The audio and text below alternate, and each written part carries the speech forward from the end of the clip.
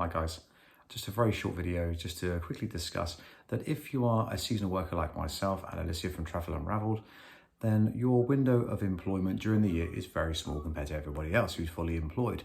Now for us, we only work from the beginning of May until the end of September, so that's a 5-month window. Now when you actually earn your money, you are going to be taxed the same as everybody else, but because your window of employment is so much smaller, you can actually claim that tax money back. Now, if you didn't know that, it could be worth a lot of money to you. For example, today I've just made a phone call to the tax office. I was on the phone for 15 minutes on hold, which is pretty standard, which is fine.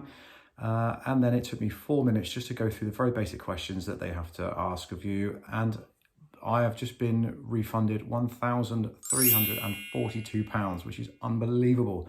The thing is they're not obligated to actually tell you that this money is owing. So unless you actually go and chase it, you will never get your money back. So I urge you to actually go online, find the correct customer number for the HMRC, and you get in touch with them and they'll put the money straight back into your account it's usually within a month. Now, normally we wait until the end of the tax year. So we'd actually wait until end of March, beginning of April, and then we can claim back for our previous year. But at the moment, with the way that COVID is, etc., we need that money early. So I've made the phone call today. It's no problem. It's all done. The money will be in my account within a few weeks.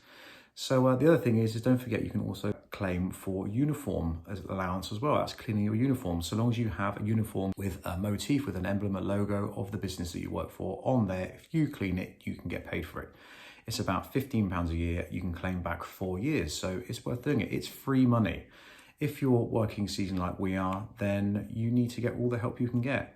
And the money that you're claiming back is yours. You're not breaking the law. It's not illegal in any way whatsoever. It's just sat there in a pot waiting to be claimed. So we urge you to get on and do it because it's just free money.